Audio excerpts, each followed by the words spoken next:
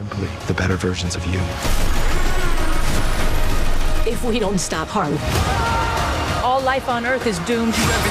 That was a clip from the new sci-fi movie Atlas, starring Jennifer Lopez. It's about a woman who joins a mission to capture a renegade robot, but when things go horribly wrong, she must rely on the one thing she distrusts the most, artificial intelligence. Joining me now is Simu Liu and director Brad Peyton. Hi, Simu. Hi, Brad. What's up? Hey. It's so good to see you again. I know. So nice seeing you, too. Now, I love a good sci-fi, so I was really excited to see this one. Simu, I was looking at your filming schedule. Did you film Barbie and then go right into Atlas? Yeah, actually, I did. It was great. I'd been, we shot Barbie in Leavesden in the UK, just outside London, so I was away from home for a little bit, and Atlas shot in Los Angeles, so I got to sleep in my bed every night. We just had to get you out all the pink clothes. Yeah, there was. We totally. I tried to pitch. I was still very much in my pink phase, and you're like, no, Harlan should not have that. No, it's not going to be a pink movie, which I understood. It was unfortunate, but yeah, what a crazy movie to jump into right after another crazy movie. Yeah.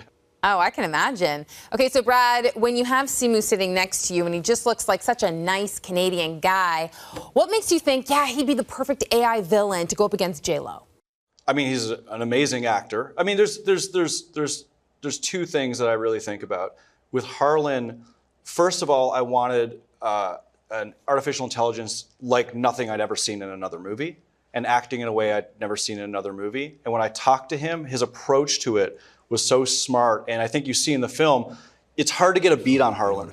Like his tone, he's like equally friendly and menacing, which like that's a hard thing to pull off, And Simu brought that, and we talked about that initially, and I was like, that's a great, an amazing approach to this, and like the stunts, I don't know how many 3 weeks of shooting the action, like. Those are two, those are two big asks, So yeah, I mean, it seemed like an obvious choice to me. Simu, who in your life had the best reaction when you told them that you were in a movie with J-Lo? Oh yeah, that's a great question. There are some, probably the people that I went to high school with who are still my best friends. I think they toe the perfect line between the, like, you'll never not be the dumb kid from high school, so we'll always make fun of you no matter what. And then also just like, dude, what the hell is your life? So they do that perfectly with me. And so when I tell them something like, I'm gonna be in a movie with J-Lo, they're like, dude, what? They're like, Made in Manhattan, J-Lo. Yeah. You are gonna be, and I'm like, yeah, you wanna know something else? I'm trying to kill J-Lo. They're like, what? I mean, it sounds like a pretty cool life, but you must get some cred from your friends then, right? Just a little bit? Yeah, I think so. I had a good year for cred with friends. They're like, you try to kill J-Lo, you're frenemies with Ryan Gosling. Like what? You're dancing with Margot. Like what is your life? Exactly. Now, when we're speaking about J-Lo, there's the A-listers, and then I feel like J-Lo's in her own lane. Brad, what was it like for you just watching her work? Because so much of this movie is based on her face and her emotions.